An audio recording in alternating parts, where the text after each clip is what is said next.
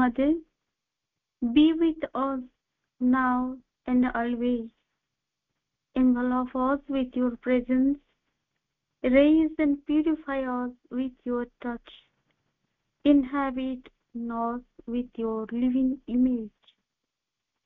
Mother, transform us from all dullness and darkness into a bright and perfect face. Transform us from all restlessness and agitation into an inviolable calm and peace. Mother, transform us from all attachments into a stainless purity. Mother, liberate us, change us, perfect your children. Ma, ଆଜିର କାର୍ଯ୍ୟକ୍ରମରେ ଉପସ୍ଥିତ ସମସ୍ତ କୁନି କୁନି ଅପା ଭାଇଙ୍କୁ ମୋର ଅନେକ ଅନେକ ଶ୍ରଦ୍ଧା ଶୁଭେଚ୍ଛା ଏବଂ ସମସ୍ତ ଜ୍ୟେଷ୍ଠ ଅପା ଭାଇମାନଙ୍କୁ ମୋର ପ୍ରଣାମ। ସମସ୍ତଙ୍କୁ କାର୍ଯ୍ୟକ୍ରମକୁ ସ୍ୱାଗତ। କାର୍ଯ୍ୟକ୍ରମର ଆରମ୍ଭରେ ଦୁର୍ଗା ସ୍ତୋତ୍ର ପଠନ କରିବେ କଙ୍ଗନା, ତାପରେ ଧ୍ୟାନ ପ୍ରାର୍ଥନା ପଠନ କରିବେ ଅରମିତ୍ରା, ପରେ ସାବିତ୍ରୀ ପଠନ କରିବେ ଶ୍ରୀରୂପ ଏବଂ ତାପରେ ପ୍ରାର୍ଥନା ନିବେଦନ କରିବେ ଶ୍ରୀମୟୀ ଜାନବୀ। ସମସ୍ତେ ପ୍ରସ୍ତୁତ ରହିଥିବେ ଏବଂ ନିଜର ଆଇଡି ସେୟାର କରିବେ, ମେସେଜ ବକ୍ସକୁ ଦେବେ। ସମସ୍ତଙ୍କୁ ପୁଣି शुभेच्छा जनाऊँगी और महाप्रभु पाखे कार्यक्रम को नवेदन करुच्ची, प्रार्थना करुच्ची से कार्यक्रम में उपस्थित रही समस्त कार्यक्रम को परिचालना करंतु। वर्तमान अनुरोध करुच्ची कंगना को दुर्गा स्तोत्र पठन करने पाई। माँ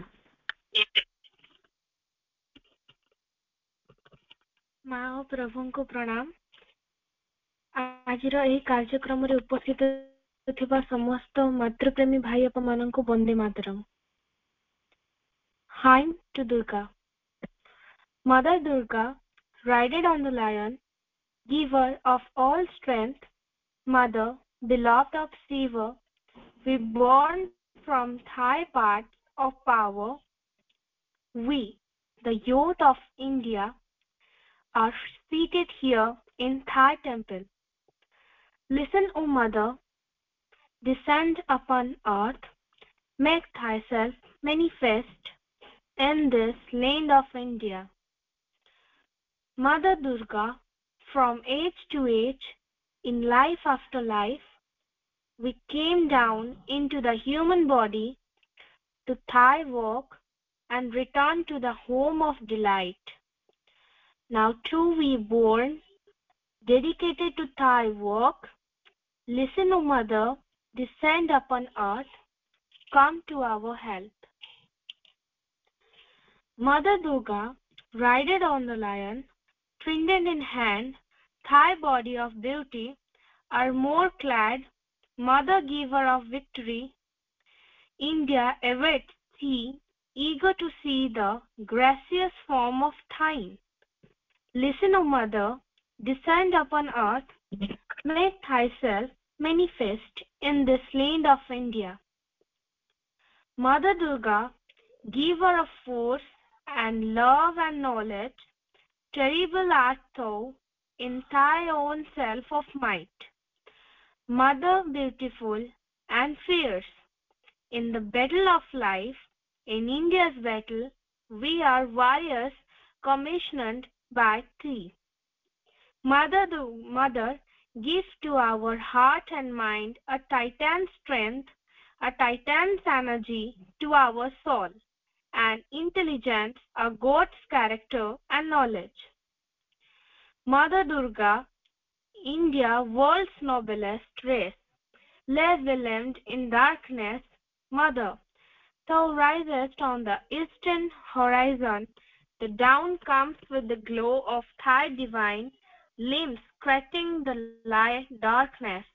Spread thy light, Mother, destroy the darkness. Mother Durga, we are the thy children. Through thy grace, by the influence, may we become fit for the great work, for the great ideal. Mother, destroy our smallness, our selfishness, our fear. Mother Durga, thy art Kali, naked, garlanded with human head, sword in hand, thou slayed the Asura goddess, do thou slay with thy pitilessness, cry the enemies who dwell within us. May none remain alive there, not one. May we become pure and spotless. This is our prayer. O Mother, make thyself manifest. Mother Durga, India lie low in selfishness and fearfulness and littleness. Make us great, make our efforts great, our hearts vast, make us true to our resolve. May we no longer desire the small void of energy given to laziness, stricken with fear. Mother Durga, extending wide the power of yoga. We are the Aryan children, develop in us again the lost teaching, character, strength of intelligence, faith, and devotions, force of austerity, power of chastity, and true knowledge. Bestow all that upon the world to help mankind appear. O Mother of the world, dispel all ills. Mother Durga, slay the enemy within, then root out all the obstacles outside. May the noble, heroic, mighty Indian race, supreme in love and unity, truth and strength, arts and letters, force and knowledge ever dwell in its holy woodland, its fertile fields, under its sky-scraping hills along the banks of its pure streaming river. This is our prayer at the feet of the Mother. Make thyself manifest. Mother Durga, enter our bodies in the thy yogic strength. We shall become thy instruments, thy sword slaying all evils, thy lamp dispelling all ignorance. Fulfill this yearning of thy young children. O Mother, be the master and drive thy instrument, wield thy sword and slay the evil. Hold up the lamp and spread the light of knowledge. Make thyself manifest. Mother Durga, when we possess thee, we shall no longer cast thee away. We shall bind thee to us with the tie of love and devotion. Come, Mother, manifest thyself in our mind and life and body. Come, revealer of the hero path, we shall no longer cast thee away. May our entire life become a ceaseless worship of the Mother. All our acts a continuous service to the Mother, full of love, full of energy. This is our prayer. O Mother, descend upon earth, make thyself manifest in the land of India. Vande Mataram. धन्यवाद गंगना आपा सुंदर पठन पाई धन्यवाद जनाऊँ। वर्तमान परमित्र आपा को अनुरोध करुछि से ध्यान और प्रार्थना पठन करिवे। परमित्र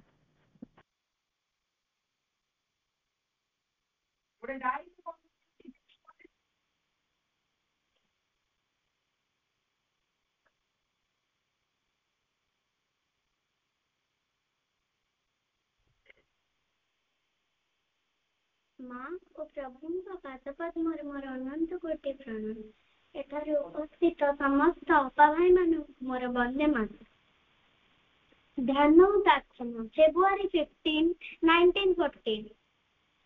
हे भगवान, तू ही एकमात्र सत्य ज्योतिर ज्योति आम जीवन जगतर त्राणकर्ता। हे परम प्रेम, एतिकी कर जेपरी तोर निरंतर सानिध्य संपर्क रे मु अधिक रु अधिक पूर्ण रूपे जागृत होई उठे।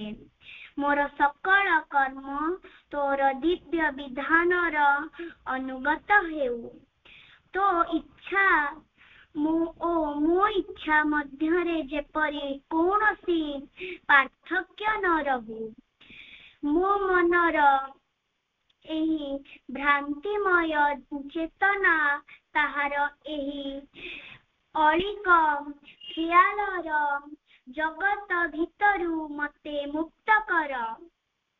ମୋର ଚେତନା ସେହି ଅଖଣ୍ଡ ପରମ ଚେତନା ସଙ୍ଗେ ଏକୀଭୂତ ହୋଇଯାଉ, କାରଣ ତୁ ହିଁ ସେହି ପରମ ଚେତନା। ଲକ୍ଷ୍ୟରେ ପହଞ୍ଚିବା ପାଇଁ ମୋର ସଂକଳ୍ପକୁ ଦୃଢ଼ ନିଷ୍ଠ କର।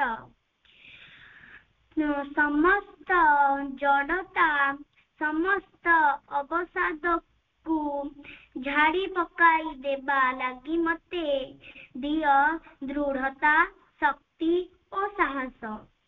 ହେ ଭଗବାନ, ମିନତି କରୁଛି ଯେପରି ମୋ ସତ୍ତାର ସବୁ କିଛି ତୋ ସଙ୍ଗେ ଏକ ହୋଇଯାଉ।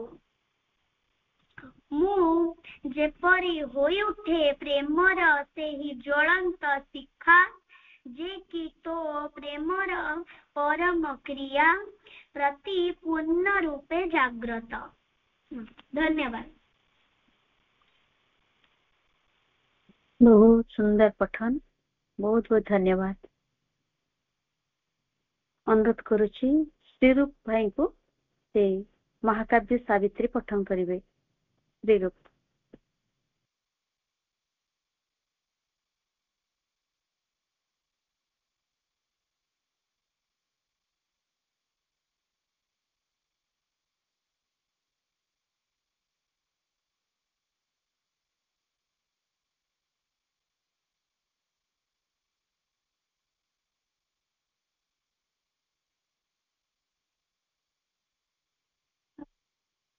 Supreme Lord and the eternal truth, let us obey Thee alone and live according to the truth. I do offer my pranam of gratitude to the Divine Mother and Sri Aurobindo. Pranam to all respected Appa Bhai present in the Pathachakra. My sincere thanks and best wishes to all sun-eyed children present over here. I am Sri Roop, going to recite few lines from Sri Aurobindo's Mantramahi Mahakavya Savitri, Book 1, Canto 2, page 15. Immortal ribbon swayed in her time-born step, her look, her smile awoke celestial sense, even in earth's stuff, and their intense delight poured a supernal beauty on men's lives. A wide self-giving was her native act, a magnanimity as of sea or sky, enveloped with its greatness all that came, and gave a sense as of a greatened world. Her kindly care was the sweet temperate sun, her high passion a blue heaven's equipoise, as might a soul fly like a hunted bird, escaping with tired wings from a world of storms, and a quiet reach like a remembered breast in a haven of safety and splendid soft repose. One could drink life back in streams of honey fire, recover the lost habit of happiness, feel her bright nature's glorious ambience, and preen joy in her warmth and colors rule. A deep of compassion, a hushed sanctuary, her inward help unbarred a gate in heaven. Love in her was wider than the universe. The whole world could take refuge in her single heart. The great unsatisfied Godhead here could dwell, vacant of the dwarf self in present air, her mood could harbor his sublimer breath, spiritual that can make all things divine. Bande Mataram. बहुत सुंदर perfect reading सुंदर recitation ପାଇଁ ଅନେକ ଅନେକ शुभेच्छा श्रद्धा जनाउछि समस्तଙ୍କ ପାଇଁ ମାଙ୍କର କୃପା ଆଶୀର୍ବାଦ ପ୍ରାର୍ଥନା କରୁछि ଏବେ ମାଙ୍କ ପାଦ ପଦ୍ମରେ ଏକ ପ୍ରାର୍ଥନା ନିବେଦନ ପାଇଁ ଅନୁରୋଧ କରୁछि ଶ୍ରୀମୟୀ ଜାଗ୍ବି ଅପାଙ୍କୁ ଶ୍ରୀମୟୀ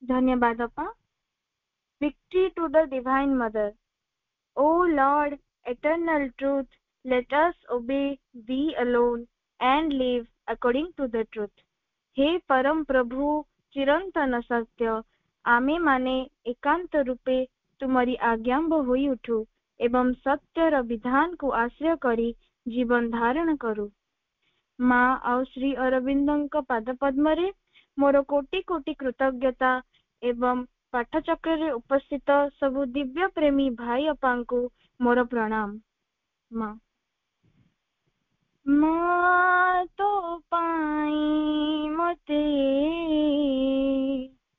फूलटिए करी दे माँ तो पाई मते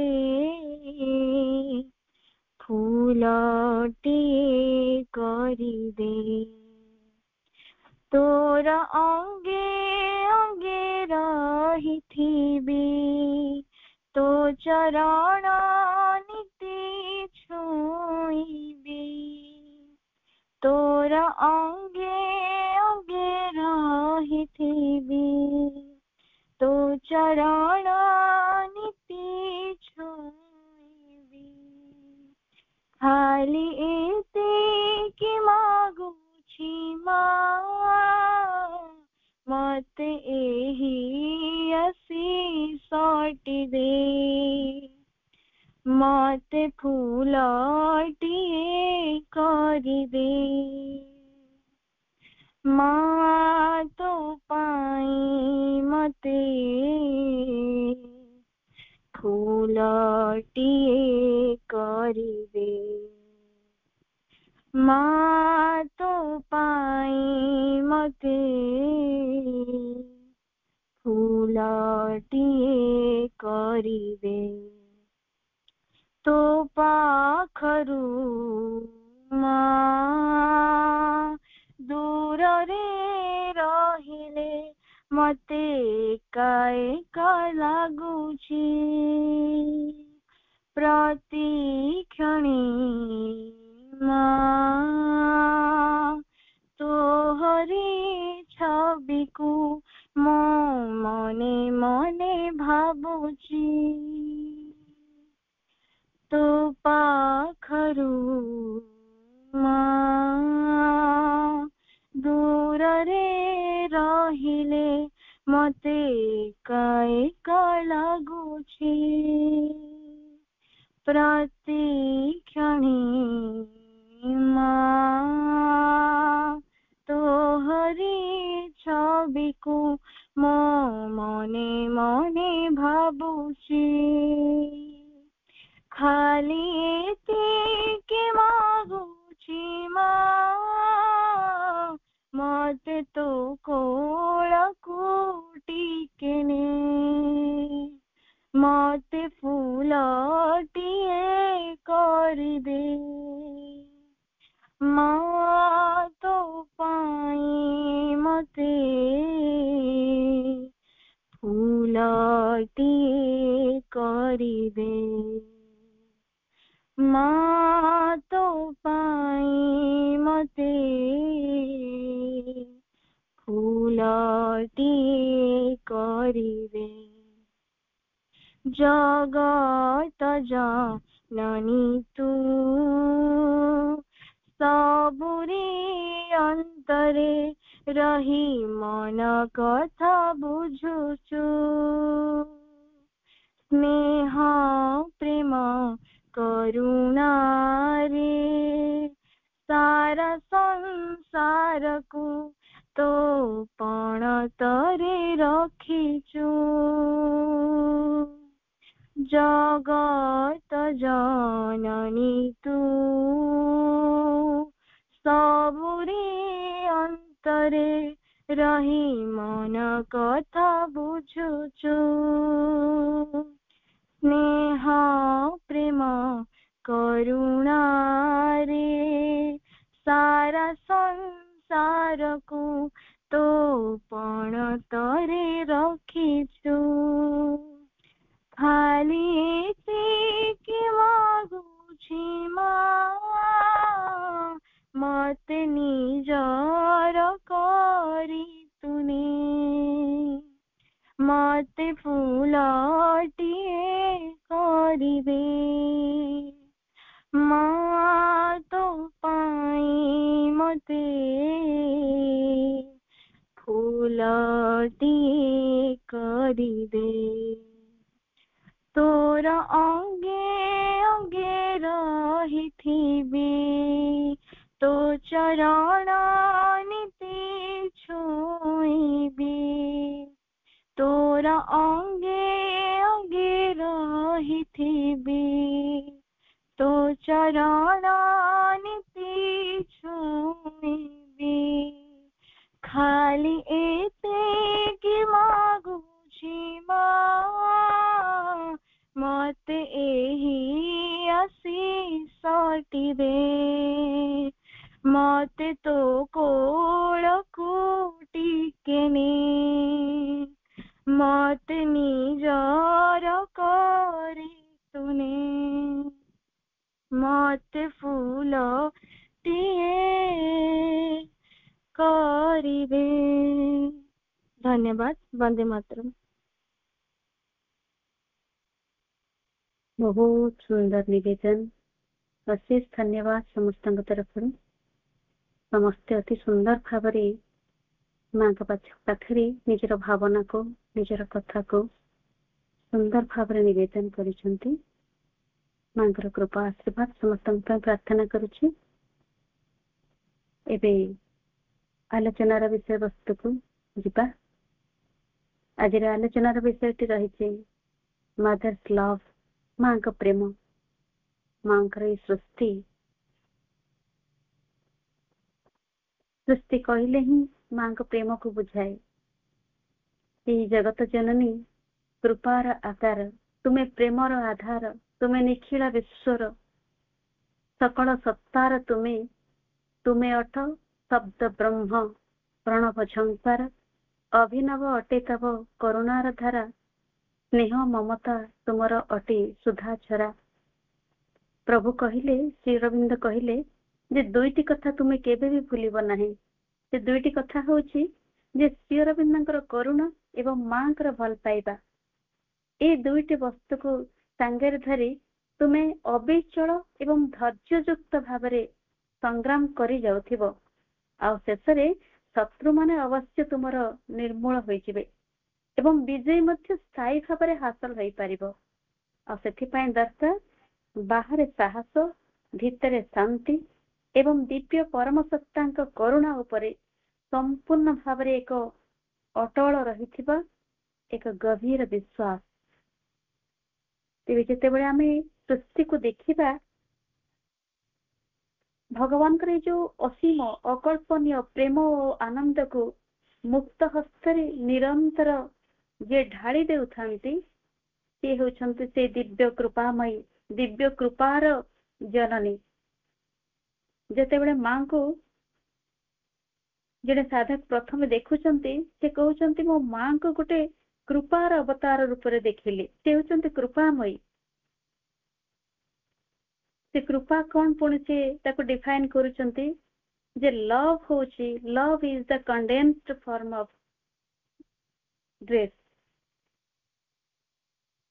ଏବଂ ଏହି ସମଗ୍ର ଜଗତ ସୃଷ୍ଟିର ଆରମ୍ଭରୁ ଯାହା କ୍ରିୟାଶୀଳ ହୋଇ ରହିଛି, ଯାହା ବିଶ୍ୱାତୀତ ଯୋଉ ନିର୍ଗୁଣ ବ୍ରହ୍ମ, ଯିଏକି ସଗୁଣ ବ୍ରହ୍ମ ରୂପରେ ଅବତରଣ କରି ଏଠାରେ ଯିଏ ସୃଷ୍ଟିକୁ, ସ୍ଥିତିକୁ ଏବଂ ପ୍ରଳୟର ଯୋଉ ତ୍ରିଧା ଦିବ୍ୟ ଲୀଳାକୁ ଅନୁଷ୍ଠିତ କରୁଛନ୍ତି, ସେ ହେଉଛି ଦିବ୍ୟ କୃପା, ସେ ହେଉଛି ଦିବ୍ୟ ପ୍ରେମ। ଏଭଳି ଗୋଟେ ପ୍ରଶ୍ନ ଆସେ ଯେ ଯିଏ କାମନା ଶୂନ୍ୟ, ଯାହା ପାଖରେ କାମନା ନାହିଁ, ସେ କାହିଁକି ଏମିତି ଗୋଟେ ସୃଷ୍ଟି ରଚନା ପାଇଁ କାମନା କଲେ? ଯିଏ ଏକମେବ ଦ୍ୱିତୀୟମ୍, ସେ ବହୁ ହେବା ପାଇଁ କାହିଁକି ଇଚ୍ଛା କଲେ? କାହିଁକି ଏ ସୃଷ୍ଟିକୁ ସେ ରଚନା କଲେ? ଏ ସମସ୍ତ ଭିତରେ କେବଳ ଦିବ୍ୟ ପ୍ରେମ ହିଁ ଲୁଚାୟିତ ଅଛି। କାରଣ ସେ ଇଚ୍ଛା କରିଛନ୍ତି, ଏ ଇଚ୍ଛା ହେଉଛି ତାଙ୍କର ପ୍ରେମ। ଯାହା ରଚନା କରିଛନ୍ତି, ଇଏ ହେଉଛି ପ୍ରେମର ସୃଷ୍ଟି, ପ୍ରେମକୁ ପ୍ରକାଶ କରୁଛନ୍ତି। ଏବଂ ଏଇ ଯୋଉ କାମନା କରୁଛନ୍ତି, ଏହାର ଅବସରରେ ଯୋଉ ସୃଷ୍ଟ ପ୍ରତ୍ୟେକ ବସ୍ତୁ, ପ୍ରତ୍ୟେକ ଜଡ଼ ଜୀବ ମଧ୍ୟରେ ସେ ସ୍ୱୟଂ ଅନୁପ୍ରବିଷ୍ଟ ହୋଇ ପୁଣି ରହିଲେ କାହିଁକି? କାରଣ ସେ ପ୍ରେମକୁ ପ୍ରକାଶ କରିବେ। ଅର୍ଥାତ୍ ଯାହା କିଛି ଜଗତରେ ଅଛି, ଯାହା ସବୁ ସେ ସର୍ଜନା କରିଛନ୍ତି, ତା ଭିତରେ ହିଁ ସେ ସ୍ୱୟଂ ଅନୁପ୍ରବିଷ୍ଠିତ ହୋଇଛନ୍ତି। ସକଳ ଘଟେ ନାରାୟଣ ବସନ୍ତି ଅନାଦି କାରଣ। ସେ କାହିଁକି ଏପରି କଲେ? ତାର ଉତ୍ତର ମଧ୍ୟ ଆସୁଛି, ଏହା ସବୁ କିଛି ତାଙ୍କର ପ୍ରେମର ହିଁ ପ୍ରକାଶ। ତ ପରମ ଦିବ୍ୟ ପୁରୁଷ କଦାପି ଚାହୁଁନଥିଲେ ଯେ ତାଙ୍କରି ସର୍ଜନା ତାଙ୍କଠାରୁ ବିଚ୍ଛିନ୍ନ ହୋଇ ରହୁ। ଏ ବିଚ୍ଛିନ୍ନ ହୋଇ ନ ରହିବା ପଛରେ ଥିଲା ତାଙ୍କର ପ୍ରେମ। ସେ ଚାହୁଁଥିଲେ ଯେ ବିଶ୍ୱର କୋଣ ଅନୁକୋଣରେ, ପ୍ରତ୍ୟେକ ଅଣୁ, ପ୍ରତ୍ୟେକ କୋଷଣ ମଧ୍ୟରେ ତାଙ୍କର ଉପସ୍ଥିତି କେମିତି ବଜାୟ ରହୁ। ଏହା ହେଉଛି ତାଙ୍କର ପ୍ରେମ। ଏବଂ ଏହା ଦ୍ୱାରା କେହି ଯେମିତି ଅଭିଯୋଗ ନ କରନ୍ତି, ଜଡ଼ଠୁ ଆରମ୍ଭ କରି ଦେବତା ପର୍ଯ୍ୟନ୍ତ କେହି ଯେମିତି ଅଭିଯୋଗ କରିବେ ନାହିଁ ଯେ ଭଗବାନ ମତେ ତ୍ୟାଗ କରିଛନ୍ତି, ବର୍ଜନ କରିଛନ୍ତି, ସେ ମତେ ପ୍ରତ୍ୟାଖ୍ୟାନ କରିଛନ୍ତି। ସେଇଥିପାଇଁ ତାଙ୍କ ଦ୍ୱାରା ସୃଷ୍ଟ ସବୁ କିଛି ମଧ୍ୟରେ ସେ ହିଁ ରହିଛନ୍ତି।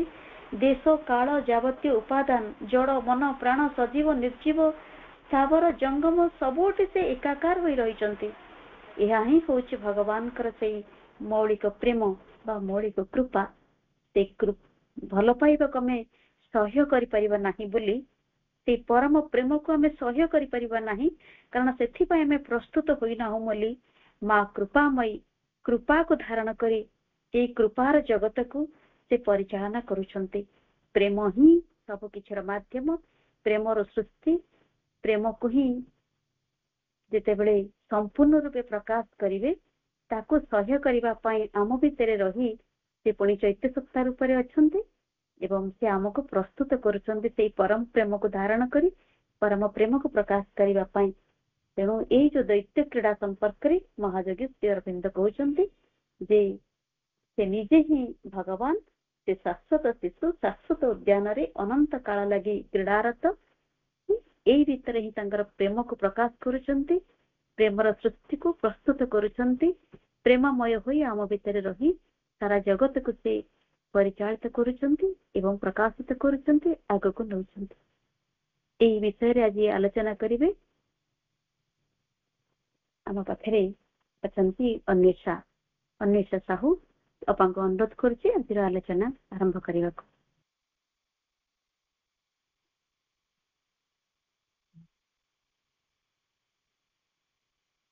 ମଧୁମୟୀ ମା ପରମପ୍ରଭୁ ଶ୍ରୀ ଅରବିନ୍ଦଙ୍କ ଚରଣ କମଳ ତଳେ ମୋର ଅଶେଷ ପ୍ରଣାମ। ଅନଲାଇନ ପାଠ୍ୟକ୍ରମରେ ଯୋଗ ଦେଇଥିବା ସମସ୍ତ ଅପଭାଇଙ୍କୁ ମୋର ଅନ୍ତର ପ୍ରଣାମ। ଆଜିର କାର୍ଯ୍ୟକ୍ରମକୁ ପରିଚାଳନା କରୁଥିବା ଆପଣଙ୍କୁ ମୋର ଅନ୍ତର ପ୍ରଣାମ। ଆଜି ହେଉଛି ଫେବୃଆରୀ 10 ତାରିଖ। ଆମ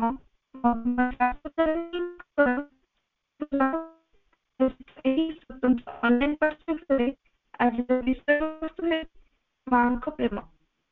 ମଦର୍ସ ବିଷୟରେ ମୁଁ ସାହୁ କିଛି ଆଲୋଚନା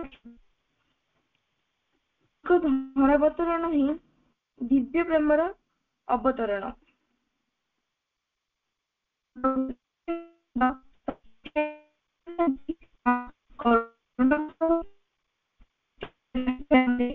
ଯଦ୍ୱାରା ଅଜ୍ଞାନକୁ ଜ୍ୟୋତି ଆଡକୁ ନେଇ ଯାଇଛନ୍ତି ଏବଂ ଆସିଛନ୍ତି ମିଥ୍ୟା ଓ ପ୍ରମାଦକୁ ସତ୍ୟରେ ପରିଣତ କରିପାରନ୍ତି। ଆସିଛନ୍ତି ଏହି ମୃତ୍ୟୁ ମଧ୍ୟରେ, ଯାଦ୍ୱାରା ମୃତ୍ୟୁକୁ ଦେବ ଜୀବନରେ ରୂପାନ୍ତରିତ କରିପାରନ୍ତି। ଆସିଛନ୍ତି ଏହି ବିଶ୍ୱ ବେଦନା ଓ ତାହାର ଦୂରପନୟ ଦୁଃଖ ଯନ୍ତ୍ରଣା ମଧ୍ୟରେ, ଯଦ୍ୱାରା ତାଙ୍କର ପରମ ଆନନ୍ଦର ରୂପାନ୍ତରକାରୀ ଆବେଗରେ ବେଦନା ଯନ୍ତ୍ରଣାର ଅବସାନ କରିପାରନ୍ତି। ସନ୍ତାନ ମାନଙ୍କ ପ୍ରତି ଗଭୀର ଓ ବିପୁଳ ସ୍ନେହ ବଶରେ ଏହି ସମସ୍ୟାର ଆବରଣକୁ ପରିଧାନ କରିବାକୁ ସମ୍ମତ ହୋଇଛନ୍ତି। ଅଜ୍ଞାନ ଓ ମିଥ୍ୟା ଶକ୍ତି ରାଶିର ଆକ୍ରମଣ ଓ ସେସବୁର ପୀଡ଼ାଦାୟକ ପ୍ରଭାବକୁ କୃତ କରି ସହ୍ୟ କରିବାକୁ ସ୍ୱୀକୃତ ହେଉଛନ୍ତି। ଜନ୍ମ ମୃତ୍ୟୁର ତୋରଣକୁ ପାର ହୋଇ ଚାଲି ଆସିଛନ୍ତି। ସୃଷ୍ଟିର ଯେତେ ଦୁଃଖ, ଯନ୍ତ୍ରଣା ଓ ବେଦନା ସମସ୍ତ ନିଜ ଉପରେ ଗ୍ରହଣ କରିଛନ୍ତି, କାରଣ ମନେ ହୁଏ ଏହା ହିଁ ଏକମାତ୍ର ପନ୍ଥା ଯଦ୍ୱାରା ସୃଷ୍ଟିକୁ ଜ୍ୟୋତି, ଆନନ୍ଦ ଓ ସତ୍ୟର ଆନ୍ତର ଜୀବନ ମଧ୍ୟରେ ଉନ୍ନୀତ କରାଯାଇପାରେ। ପୁନଶ୍ଚ ଶ୍ରୀ ଅରବିନ୍ଦ ସାବିତ୍ରୀରେ କହୁଛନ୍ତି, A world's desire compelled her mortal birth. ଏହି ସୃଷ୍ଟିର ଆସ୍ପୃହା ହିଁ ପରମ ପ୍ରେମ ସ୍ୱରୂପା ଦିବ୍ୟ ଜନନୀଙ୍କୁ ଧରାବତରଣ କରିବାକୁ ପଡ଼ିଛି। ଏହି ପରମ ପ୍ରେମ ହିଁ ପୃଥିବୀରେ ଯାବତୀୟ ବସ୍ତୁ ମଧ୍ୟରେ ବିଦ୍ୟମାନ। ପୃଥିବୀର ସକଳ ଅଜ୍ଞାନ, ସଂଗ୍ରାମ, ଅପୂର୍ଣ୍ଣତା ସହ ବିଶ୍ୱ ମାତା ଧାରଣ କରିଛନ୍ତି। ଏହା ମାଙ୍କ ପ୍ରେମ ନୁହେଁ ତ ଆଉ କଣ?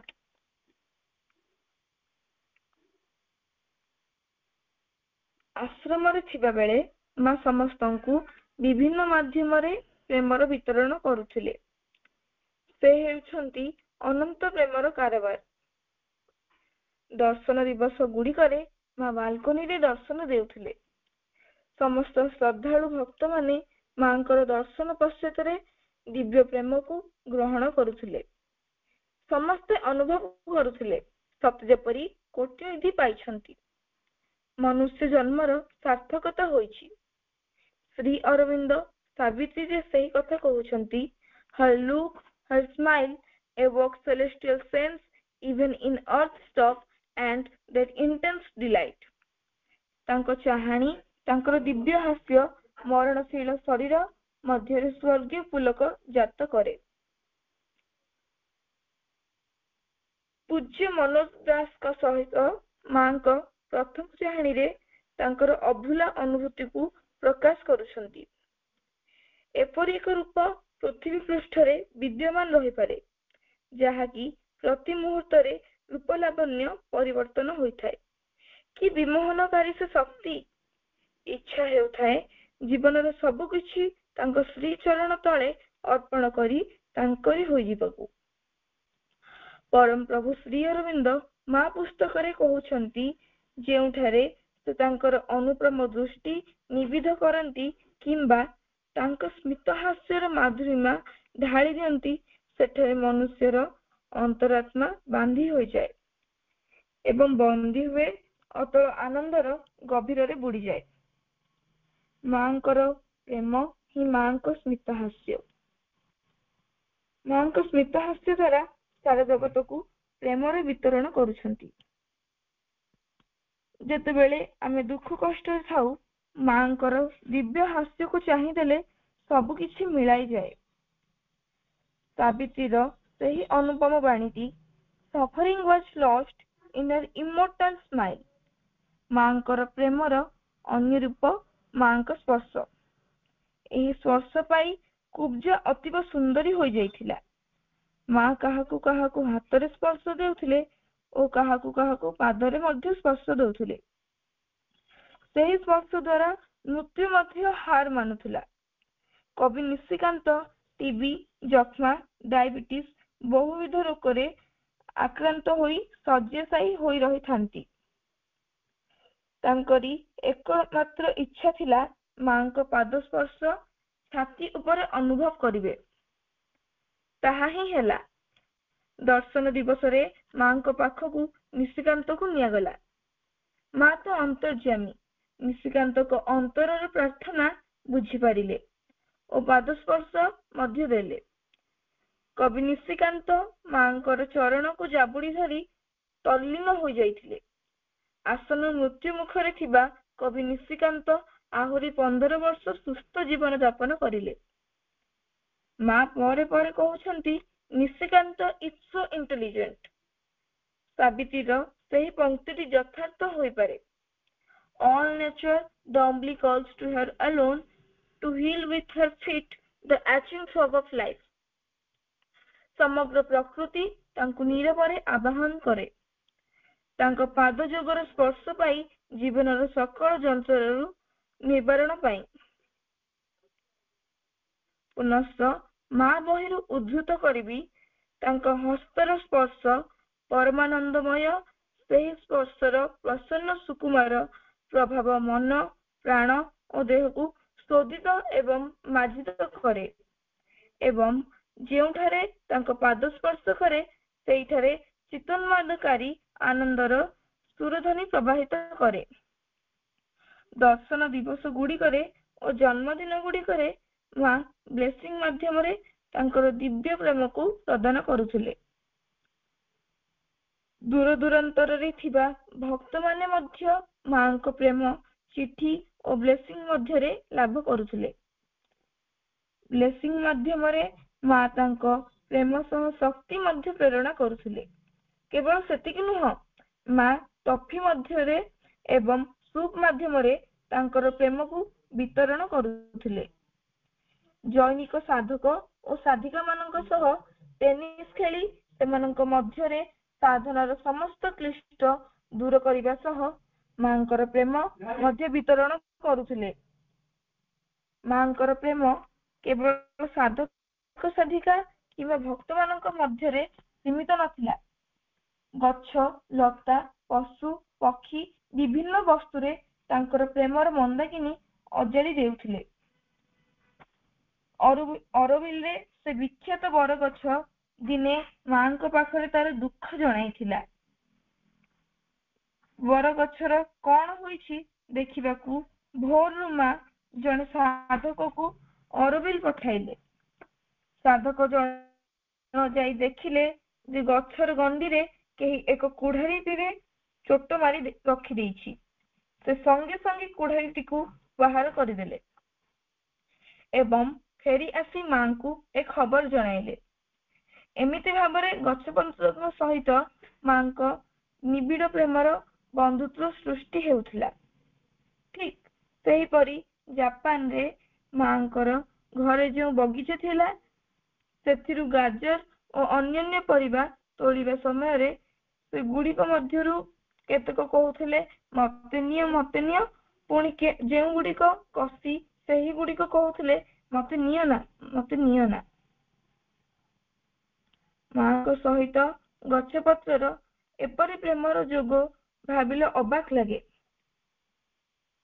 ଆଶ୍ରମରେ ମା ଥିଲା ବେଳେ ଏକ ବିରାଡ଼ି ପୋଷିଥିଲେ, ଯାହାର ନାମ ଥିଲା କିକି। ଦିନେ ବିରାଡ଼ି ଓ ବିଛା ପରସ୍ପର ମଧ୍ୟରେ ଖେଳୁଥିବା ସମୟରେ ବିଛାଟି ବିରାଡ଼ିକୁ ଦଂଶନ କରିଥିଲା। ତୀବ୍ର ଯନ୍ତ୍ରଣା ସହ ବିରାଡ଼ିର ସମଗ୍ର ଶରୀର ନିସ୍ତେଜ କରିଥିଲା। ସେ ଧୀରେ ଧୀରେ ମାଙ୍କ ପାଖକୁ ଆସି ତାର ଗୋଡ଼ଟିକୁ ମାଙ୍କ ଆଡ଼କୁ ବଢାଇ ଦେଲା। ମା ତାଙ୍କର ଅନ୍ତର ଦୃଷ୍ଟିରେ ବୁଝିପାରିଲେ ଓ ସଙ୍ଗେ ସଙ୍ଗେ ଶ୍ରୀ ଅରବିନ୍ଦଙ୍କ ପ୍ରକୋଷ୍ଠକୁ ନେଇଗଲେ। ସେଠାରେ ଥୁଆ ହୋଇଥିବା ଏକ ଷ୍ଟୁଲ ଉପରେ ବିରାଡ଼ିକୁ ବସାଇ ଶ୍ରୀ ଅରବିନ୍ଦଙ୍କୁ ପ୍ରାର୍ଥନା କରିଲେ କିକିକୁ ଆରୋଗ୍ୟ କରିଦେବା ପାଇଁ। କିଛି ସମୟ ପରେ କିକି ଆରୋଗ୍ୟ ହୋଇ ଧାଁ ଧପଡ଼ କରିବାକୁ ଲାଗିଲା। ଏହା ହେଉଛି ମାଙ୍କ ପଶୁ ପ୍ରତି ପ୍ରେମର ଭାବ। ଜାପାନରେ ମା ଥିବା ସମୟରେ ହୋଇଯାଇଥିଲେ। ଅନୁଭବ କରୁଥିଲେ ଚେରି ଗଛ ମଧ୍ୟରେ ପ୍ରବାହିତ ହେଉଥିବା ପାଣି ତାଙ୍କ ଶରୀର ମଧ୍ୟ ଦେଇ ପ୍ରବାହିତ ହେଉଛି।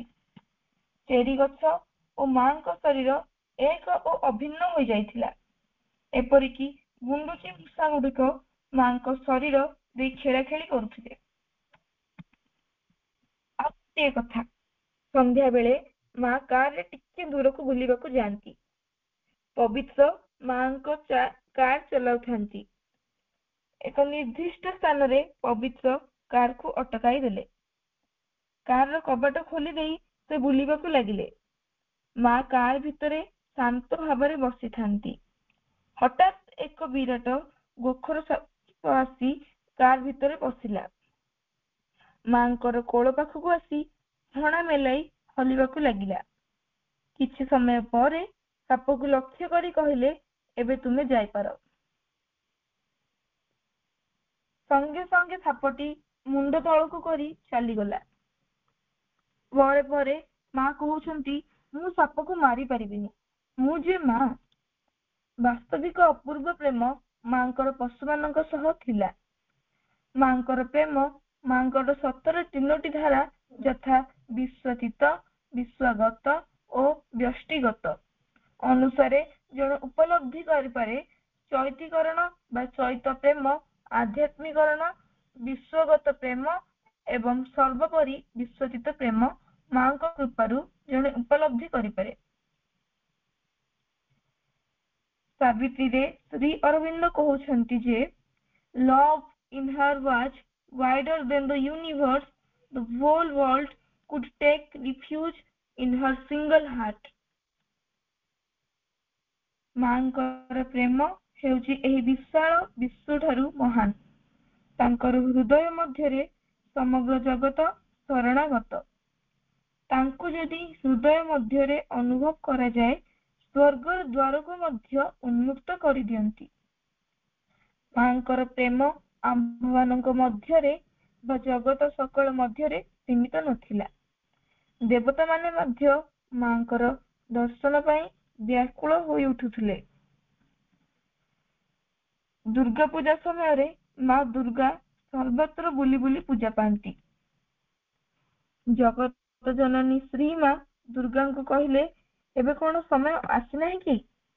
ପରମା ଜନନୀଙ୍କ ମଧ୍ୟରେ ସମର୍ପିତ ହୋଇଯିବାକୁ ସଙ୍ଗେ ସଙ୍ଗେ ମା ଦୁର୍ଗା ରାଜି ହୋଇଗଲେ ଏବଂ ପରମ ପ୍ରେମର ସହିତ ଦିବ୍ୟ ଜନନୀଙ୍କ ପାଖରେ ସମର୍ପିତ ହୋଇଗଲେ। ଆଶ୍ରମରେ ଜୈନିକ ଜଣେ ସାଧିକା ମାଙ୍କ ପାଇଁ ଅପେକ୍ଷା କରୁ କରୁ ଅଧୈର୍ଯ୍ୟ ହୋଇ ଫୁଲ ଥାଳିଟିଏ ରଖି ଚାଲିଗଲେ।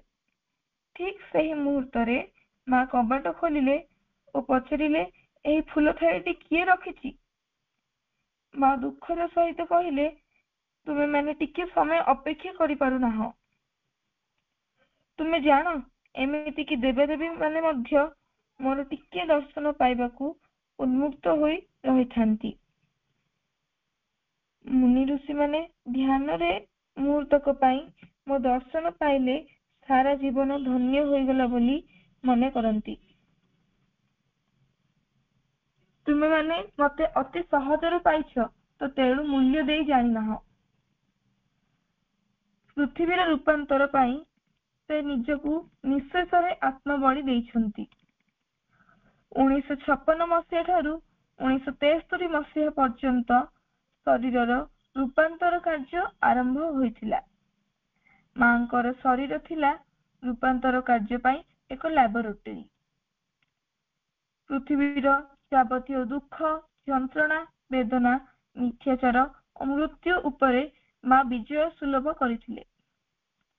ଅତିମାନସ ପ୍ରେମ ଦ୍ୱାରା ଅତିମାନସ ସିଦ୍ଧି ସକାଶେ ସର୍ବାପେକ୍ଷା ବେଶୀ ପ୍ରୟୋଜନ ଜଣଙ୍କର, ଯେ ମାଙ୍କର ଦୁର୍ବାର ଆନନ୍ଦର ବିଗ୍ରହ, ଆଉ ସେହି ଆନନ୍ଦ ଉତ୍ସାହିତ ହୋଇ ଆସିଅଛି ପରମ ଭାଗବତ ପ୍ରେମର, ଅର୍ଥାତ୍ ଭାଗବତ ପ୍ରେମ ହିଁ ଆନନ୍ଦ। ଭାଗବତ ପ୍ରେମ ହିଁ ସ୍ୱୟଂ ମା, ଆଉ ସେହି ଅତିମାନସ ଚେତନାର ଉଚ୍ଚତା ଓ ଜଡ଼ର ଗଭୀର ମଧ୍ୟରେ ଥିବା ବିଚ୍ଛେଦକୁ ଦୂର କରିପାରିବେ ଓ ମିଳନର ସେତୁ ସ୍ଥାପନ କରିପାରିବେ।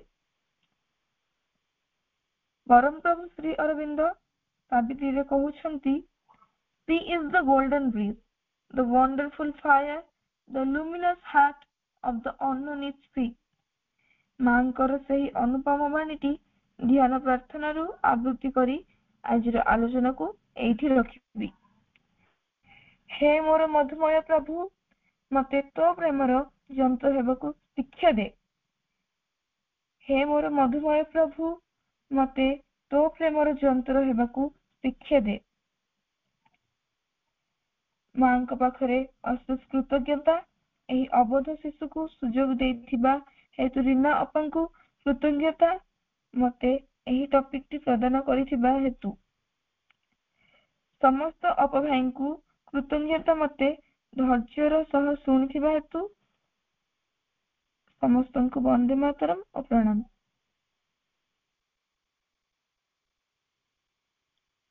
ବହୁତ ସୁନ୍ଦର, ଅଶେଷ ଧନ୍ୟବାଦ। କେବେ ବି ଅନୁଭବ କରିବାନି, ଚିନ୍ତାରେ ବି ଆଣିବାନି ଯେ ଏଇଟା କିଏ ଅପା କି ଭାଇ ଦେଇଛନ୍ତି। ଏଇ ସବୁ କର୍ମ ପଛରେ ମା ହିଁ ଇଚ୍ଛା କରିଛନ୍ତି, ସେ ହିଁ ଚାହିଁଛନ୍ତି, ତାଙ୍କରି ଦ୍ୱାରା ହିଁ କାର୍ଯ୍ୟ ପରିଚାଳିତ ହେଉଛି। ଏଇ ଅନୁଭବଟି ହିଁ ଆମକୁ ଆମର ଚେତନାର ଅଗ୍ରଗତିରେ ସାହାଯ୍ୟ କରିବ। ମହାପ୍ରଭୁଙ୍କ ପାଖରେ ଅଶେଷ କୃତଜ୍ଞତା। ଛୋଟ ଛୋଟ ଶିଶୁମାନଙ୍କ ଭିତରେ ଏଇ ପ୍ରତିଭାର ବିକାଶ ପାଇଁ ଆମକୁ ଏକ ସୁଯୋଗ ପ୍ରଦାନ କରିଛନ୍ତି।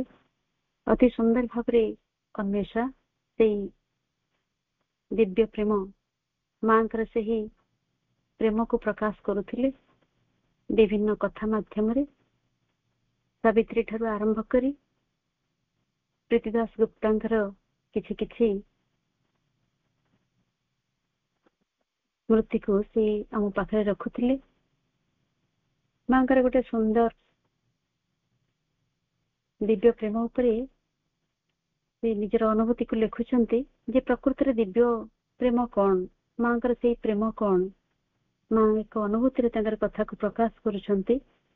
Suddenly in the night I woke up with full awareness of what we could call the yoga of the world. ମା କହୁଛନ୍ତି ଯଦି ପୃଥିବୀର ଯୋଗ ବୋଲି କିଛି ଅଛି ବା ପୃଥିବୀର ଯୋଗ କଣ, ତା ଭିତରେ ହଠାତ୍ ଏକ ରାତ୍ରିରେ ମୁଁ ସଚେତନ ହୋଇ ଉଠିଲି, ଜାଗ୍ରତ ହୋଇ ଉଠିଲି। ମୁଁ କିଛି କଥା ଶୁଣିବାକୁ ପାଇଲି, କିଛି ଅନୁଭବ ମୋର ହେଲା ଯେ the supreme love was manifesting through big pulsations and each pulsation was bringing the world further in its manifestation. ସେଇ ପରମ ପ୍ରେମ ହିଁ ଏ ଜଗତକୁ ପ୍ରକାଶ କରୁଛି। ସେଇ ପରମ ଅପ୍ରତିହତ ସ୍ପନ୍ଦନ ମାଧ୍ୟମରେ ଏକ ରିଦିମିକ ଥ୍ରବିଂ, ଯାହାକୁ କୁହାଯାଏ ଗୋଟେ ଭାଇବ୍ରେସନ, ପ୍ରତି ମୁହୂର୍ତ୍ତରେ ଏମିତି ଏକ ଭାଇବ୍ରେସନ, ଏମିତି ଏକ ପଲସେସନକୁ ନେଇ ଜଗତଟି ପ୍ରତି ମୁହୂର୍ତ୍ତରେ କିଛି ନା କିଛି ନୂତନତ୍ୱକୁ ମ୍ୟାନିଫେଷ୍ଟ କରିବାରେ ଚାଲିଛି। ମାଙ୍କର ଏଇଟା ଗୋଟେ ଅନୁଭବ। ତାପରେ ସେ କହୁଛନ୍ତି it was the formidable pulsation of the eternal stupendous love, only love. Each pulsation of the love was carrying the universe further in its manifestation. प्रति मुहूर्त्तरे ए विश्व ए जगत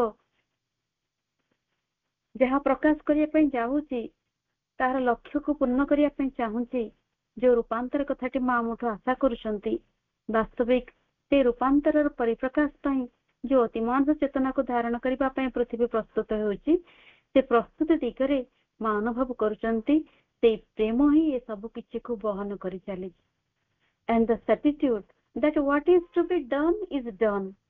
वास्तव रे ए निश्चित बोध को नै से जहा करा जिबार कथा वास्तविक ताहा ही ये पृथ्वी करि चालुची एवं ताहा होउची केवल दिव्य प्रेम द्वारा। And the supramental manifestation is realised. एवं से अतिमानस शक्ति को, से फोर्स को से अनुभव करूछंती। Everything was personal, nothing was individual. This was going on and on and on and on. मा कहउछंती से दिव्य प्रेम ही ये पृथ्वी को धारण करी ताको प्रकाश करिबारे चालिछि चालिछि चालिछि आगको से अग्रगति करूछि। The certitude that what is to be done is done. से निश्चित बोध नै जे जो दिव्य प्रेम को प्रकाश करिबा पई मा प्रेममयी, मा कृपामयी ये जगत को आसीछंती, से जगतटी से निश्चित बोध को नै आगको बढ़िबारे लागिछि। से प्रेम ही तार माध्यम हेछि और तार परिणाम रे कोन होछि मा अनुभव करूछंती जे all the results of the falsehood had disappeared. Falsehood रो जहा कार्य थिला, से जहा काम करिबा पई रहिछि, से सब गुड़ाक डिसअपियर कर जाउछि प्रेम को देखिकी प्रेमर आविर्भाव रे प्रेमर प्रकाश रे ए पृथ्वी भितर जो फॉल्सहुड रो काम थिला कौन थिला डेथ वाज एन इल्यूजन से अज्ञानता होछि गोटे illusion sickness was an illusion ignorance was an illusion something that had no reality no existence ए सब अज्ञानता ए मृत्यु ए असुस्थता यार कौन से अस्तित्व ही नाही तार कौन से वास्तवता ही नाही ए सब गुड़ाक से प्रेम माध्यम रे डिसअपियर करि जाउछि अदृश्य होई जाउछि तापरे मां कहउछन्ती only love and love and love and love immense formidable stupendous carrying everything एवं ए जो extremely impressive and powerful love यहाँ ही ए पृथ्वी को धारण करिछि एवं ताको आगो आगो नोच तापरे मा कहउछन and how to express in the world it was an impossibility because of the contradiction ना कहउछन किंतु पृथ्वी रे ते सब गुडा रही छि जहा कि प्रेमर बाधक होछि ए अज्ञानता ए असुस्थता ए जो मृत्यु यार वास्तवता नथिले मध्य से गुडा ही प्रेमर बाधक होचंती किंतु मां देखुचंती से प्रेम ही धीरे धीरे ताको अतिक्रम करी आगे को नेउछि पृथ्वी को प्रकाश करिबारे सहाय्य करछि से प्रेम को you have accepted that this world should know the supramental truth and it will be expressed totally integrally मां सुनुचंदे से कथा गुडी को जे से कंठस्वर जने के कहउचंती you have accepted that the world should know the supramental truth and it will be expressed totally integrally and this is done एवं ताहा ही होछि तापरे कहउचंती the heavens are ringing with chants of victory एवं ए स्वर्ग गुडी को प्रतिध्वनित होचंती मंत्र रे प्रतिध्वनित होचंती से विजय घोषणा करूचंती से प्रेमर विजय को से माने आणुचंती it is only the beginning truth exists truth alone shall manifest onward एवं से सत्य होची सेही परम प्रेम एवं ताको घोषणा करी मा सुनुचंती glory to the lord victory to the supreme lord victory to the supreme love the supreme mother तापरे मां कहउचंती ए सब परे एंड नाउ टू वर्क कार्य आरंभ हबो किंतु कॉन्ट्राडिक्ट कोन करूची जे ए अज्ञानता ए मृत्यु ए असुस्थता ए सब गुडा को प्रतिबंधक करूची दिव्य प्रेम को प्रकाश करिवा पई मां कहउचन सेति पय दरकार patience endurance perfect equanimity and absolute faith तापरे मां कहते इटी the instrument is not yet ready जेहेतु ताको धारण करिया पई प्रस्तुति नाही जंत्र गुडिक बा आधार गुडिक it is only the beginning later on I will explain it more clearly मा कहछन तापरे मो ताको क्लियरली एक्सप्रेस करिबी किंतु मा कहले मो जहा भी ताको एक्सप्रेस कले ताहा शब्द माध्यम रे बहुत कम किछि भी जेमिति मो एक्सप्रेस करि परनी compare to the experience whatever I say is nothing but words जहा सब घटिला अर्थात दिव्य प्रेमर जो प्रकाश घटिला दिव्य प्रेमर जो कार्य चाली वर्तमान पृथ्वी रे जो अतिमान शक्ति को ए कार्यकारी करिबा पई बा पृथ्वी रे प्रकाश करिबा पई पूर्णांग पृथ्वीटीए बा पूर्णांग मनुष्य मान को दिव्य मानव मान को प्रस्तुत करिबा पई दिव्य समाज गठन करिया पई जो एकमात्र आधार बा एकमात्र उच्च एकमात्र शक्ति एकमात्र कार्य करूछि दिव्य प्रेम सेही परम प्रेम मां होचंदी सेही परम प्रेम तांकर गोटे देटी कार्य केमिति आश्रम एते बड़ आश्रम रे मां को जेतरे पचारा जाउतला मां आपण एमिति कोन सब नियम रखिचंती कोन सब करूचंती जोथरे कि एते जण आश्रमवासी एकाटे रहउचंती ता भितरे किछि भी कोनोसी भी समस्या आसु नाही मां त कहले किछि तो से रखि नांती अन्य माने ताको बुझी पारिथिले जे केवल दिव्य प्रेम ही एते बड़ आश्रम को परिचालना करूथिले मां सेथि पई कहंती जे अन्य माने जेमिति भी व्यवहार करंतु ना काहे कि तुम काहारे प्रति विरक्ति रे केबे भी भासीबनी तुमरो जो विशुद्ध जो अविमिश्रित दिव्य प्रेम रे भगवान को ही गोटे बा एकमात्र विचारक बोली छाड़ी देबो की प्रकार रे से तुमको अन्यर भूल बुझिबा असद इच्छा रो रक्षा करिवे से ही तार विचार करिवे तो सकल आनंद सकल सुख केवल हमें भगवान को ठारू ही आशा करिबा से ही होछंती प्रेममयी तांकरी पाखरे ही प्रेम रही। आश्रम रे थरे जने साधक बहुत आश्रम विरोधी कार्य सब करुथिले। एमिति कि से बेले बेले कहंती भोगोस माता की जय, अर्थात mother of falsehood, victory to the mother of falsehood. एक कथा सुनी के साधक माने मां के पाखु जानते कहते जे सी आपण को विरुद्ध रे एते कथा कहूची सब मिथ्याचारी मां कर जय होची कहूची आपण ताको आश्रम रो बाहर कर दउ नाहंती। मां किंतु केबे भी बाहर करंती नाही। बार बार साधक माने कहंती तांको डका जाय से व्यक्ति को जे ए सब मिथ्याचार घोषणा करती मां के विरुद्ध रे कहती जेते बेले से मां को सामना को आसी जाती मां कहती जे मु कौन करी जेते बेले से दुष्ट होची ताको पाख को डका जाउची से मोर सामना हला माने तार आत्माटी सामना को आसी जाउची एवं आत्मा भितर तो ये सब किछि घृणा दुष्टामी किछि भी न थाए, केवल प्रेम ही से प्रेम को आधार करे ही चैत्य सत्ता बा आत्मा ऊपर जे अछंती आम भितर मांकर से इंडिविजुअल फॉर्म टी होची साइकिक बीइंग। मां समस्त से चैत्य सत्ता को देखंती कारण से दिव्य प्रेम को ही प्रकाश करिया पय आछंती। समस्त भितर से संभावना को देखंती, से संभावना हर गोटे रूप होची प्रेम रूप में प्रकाशित होची। एवं मां जेते बेले जने साधकों को सेमिति बदमाशी काम करंती आश्रम विरुद्ध रे कार्य करंती जेते बेले समस्त कहते जे मां तांको आश्रम रो बाहर कर दियो मां मना करंती किंतु से सेमिति विरोधी काम ही करूथांती। दिने जेते बेले देखा गला जे तांको भीषण भाव रे टीबी हेची जखमा रोग हेची गोटे हॉस्पिटल ले तांको एडमिट कर दिया गला एवं हॉस्पिटल ले जेते बेले डॉक्टर माने देखिले चेकअप कले सेते बेले देखिले से बंचिबार किछि संभावना नाही, अतिरिक्त भाव रे तांकर रक्त बाहरची जेते बेले से कासुचंती एवं शेष अवस्था तापर जे देखिले जे हॉस्पिटल ले रखिबा बे एटा गोटे समस्तक पई गोटे माने जेमि संक्रामक हबो तेमे से सेटु बाहर कर देबा पई चाहिले। सेही समय रे मां से साधकों को आनीथिले जे कि विरोध करुथिले, मां को विरोध करुथिले, आश्रम को विरोध करुथिले। एमिति के आनिके से निजो पाखरे आश्रम भितर गोटे रूम रे तांको रखिले, तांकर सेवा शुश्रूषा कले एवं किछि दिन पर से सुस्थ भी हो उठिले एवं ता परे से सुंदर कविता सब लिखुथिले।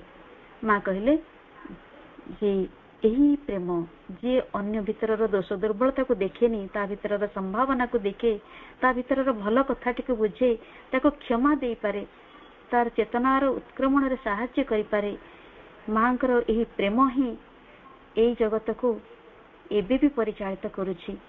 प्रति मुहूर्त रे मांकर प्रत्येकटी कार्य जहा कि आम हृदयानुभव तपस्या जहा कि हृदय आत्मपुरुषों को आम आवाहन करवा तांकठारे निजको अर्पण करवा ए जो चैत्य केन्द्र रे चेतना को संगठित करि परिबा एवं सेई केन्द्र रो जो शुद्ध प्रेम जहा अविराम धारा रे आम चेतना को प्रवाहित हेबो, धीरे धीरे ताहा विश्व स्तर को प्रसारित हेबो एवं एई चेतना को किभଳି भाबरे प्रसारित करा जाई पारे जड़ठू आरंभ करी गछपत्र माध्यम रे एवं पशु पक्षी मान के भितरे मनुष्य मान के भितरे एमिति कि देवता मान के भितरे मध्य से सेही प्रेम द्वारा ही समग्र संसार को परिचालित करूचंती।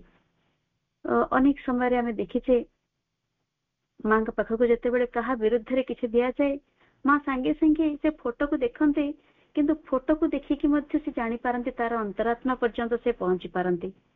जहां भीतर से दुर्बलता को देखंते से दुर्बलता को उठी नेबा पई मां तार चक्षु मध्य दे प्रवेश करंती, तार आत्मा पर्यंत पहुंचंती एवं सेठु ताको तार प्रगति रे ताको सहाय्य करंती।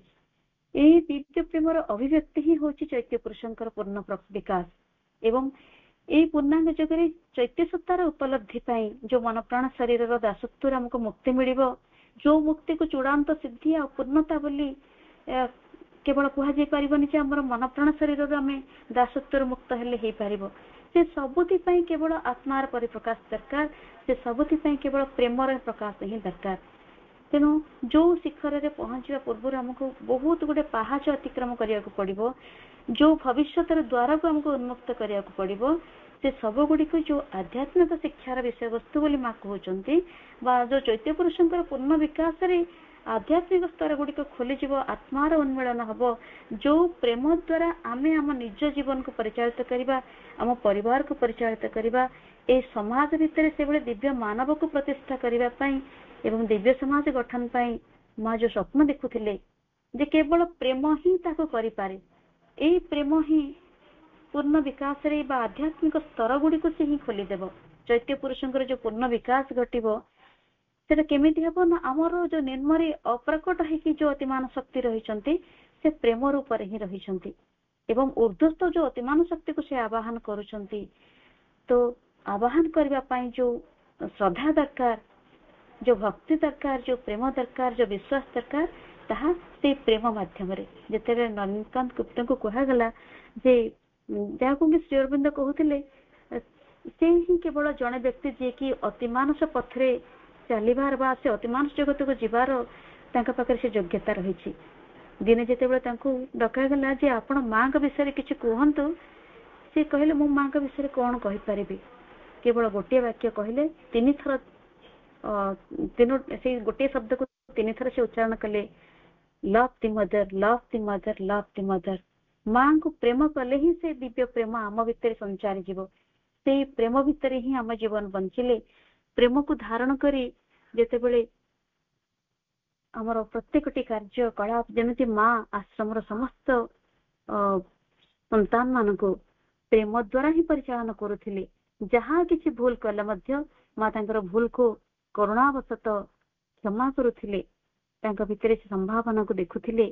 ବାରମ୍ବାର ସେ ଆମମାନଙ୍କ ଭଳି ମଣିଷ ହେଇକି ରୂପରେ ଆସିଲେ ଯେ ଆମେମାନେ ତାଙ୍କୁ ବୁଝିପାରିବା, ଯେମିତିକି ଗ୍ରହଣ କରିପାରିବା, ତାକୁ ଅନୁସରଣ କରି ମାଙ୍କର ବ୍ୟବହାର, ମାଙ୍କର କାର୍ଯ୍ୟକଳାପ, ସେ ଦିବ୍ୟ ପ୍ରେମକୁ ସେ ବିଶ୍ୱାତୀତ ଅବସ୍ଥାରେ କେବଳ ରଖିନାହାନ୍ତି, ବିଶ୍ୱଗତ ହେଇକି କାର୍ଯ୍ୟ କରୁଛନ୍ତି ଏବଂ ଆମ ଭିତରେ ଆମ ପାଖକୁ ଯୋଉ ଓହ୍ଲାଇ ଆସିଛନ୍ତି ଶରୀର ଧାରଣ କରି, ଯିଏ ବିଶ୍ୱମାତା ଦିବ୍ୟ ଜନନୀ, ସେ କେତେ କଷ୍ଟ ପାଇଛନ୍ତି, କେତେ କଷ୍ଟ ସ୍ୱୀକାର କରିଛନ୍ତି, ପ୍ରଭୁ ନିଜେ କେତେ କଷ୍ଟ ପାଇଛନ୍ତି। ଏହା ତ ଭିତରେ କେବଳ ତ ଦିବ୍ୟ ପ୍ରେମ ହିଁ ପ୍ରକାଶିତ ହଉଛି। ତେଣୁ ଉର୍ଦ୍ଧ୍ୱସ୍ଥ ଜ୍ୟୋତିମାନ ଶକ୍ତିର ଅବତରଣରେ ଚେତନାର ରୂପାନ୍ତର ଘଟିବ। ଏଇ ଯୋଉ ପାର୍ଥିବ ଜୀବନ ଦିବ୍ୟ ଜୀବନରେ ପରିଣତ ହେବ, ତାହା କେବଳ ପ୍ରେମ ହିଁ ସମ୍ଭବ କରିପାରିବ। ସେଇ ପ୍ରେମକୁ ଧାରଣ କରିଛନ୍ତି ପ୍ରେମମୟୀ ଦିବ୍ୟ ଜନନୀ ଆମର ମା ପ୍ରଭୁଙ୍କ ପାଖରେ ଅସୀମ କୃତଜ୍ଞତା, ହୃଦୟଭରା କୃତଜ୍ଞତା ସମସ୍ତଙ୍କ ତରଫରୁ ଜଣାଉଛି। ସେ ତାଙ୍କର ପ୍ରେମ ଦ୍ୱାରା ହିଁ ଆମକୁ କୃପା କରିଛନ୍ତି ଏଇ ସୁନ୍ଦର କାର୍ଯ୍ୟକ୍ରମ ପାଇଁ। ସେ ହିଁ ଆମ ଭିତରେ ସେ ଧାରଣାଟି ଦଉଛନ୍ତି, ସବୁ ପିଲାଙ୍କ ମଧ୍ୟରେ ରହି ସେ କାର୍ଯ୍ୟ କରୁଛନ୍ତି। ସମସ୍ତଙ୍କ ଭିତରେ ସେ ନିଜେ ରହି ତାଙ୍କର ପ୍ରେମକୁ ପ୍ରକାଶ କରିବା ପାଇଁ, ପ୍ରେମକୁ ଧାରଣ କରିବା ପାଇଁ ଆମକୁ ଯୋଗ୍ୟ କରୁଛନ୍ତି। ଆମେ ସମସ୍ତେ ସେଇ ନଳିନୀଦାସ ଗୁପ୍ତଙ୍କର ସେ ଗୋଟିଏ ବାକ୍ୟ, କେବଳ ମାଙ୍କୁ ଭଲ ପାଇବା, ମାଙ୍କୁ ଭଲ ପାଇବା, ମାଙ୍କୁ ଭଲ ପାଇବା। ଭଲ ପାଇପାରିଲେ ହିଁ ଆମେ ତାଙ୍କରି ଭଳି ହୋଇ ଉଠିବା। ଆମେ ଯାହାଙ୍କୁ ଭଲ ପାଇବା, ତାଙ୍କରି ସନ୍ତାନ, ତାଙ୍କରି ଭଳି ଯଦି ହୋଇ ଉଠିବା ପାଇଁ ଆମେ ସଂକଳ୍ପ ନେଇଛେ, କାର୍ଯ୍ୟ କରୁଛେ, ତାହେଲେ କେବଳ ମାଙ୍କୁ ଭଲ ପାଇବା, ସେ ହିଁ ଦିବ୍ୟ ପ୍ରେମକୁ ଆମ ଭିତରେ ସଞ୍ଚାରି ଦେବେ। ଆମେ ମାଙ୍କୁ ଅଧିକରୁ ଅଧିକ ସେ ପ୍ରେମ ମାଧ୍ୟମରେ ହିଁ ଜାଣିପାରିବା। ପ୍ରେମ ହିଁ ଏକମାତ୍ର ଆଧାର, ପ୍ରେମ ହିଁ ଆମର ଲକ୍ଷ୍ୟ। ପ୍ରେମ ଦ୍ୱାରା ହିଁ ଦିବ୍ୟ ମାନବ ମାନେ ଜନ୍ମଗ୍ରହଣ କରିବେ, ଦିବ୍ୟ ସମାଜ ଗଠନ ହେବ। Victory to the Divine Mother, victory to the Divine Mother, victory to the Divine Mother. Ma.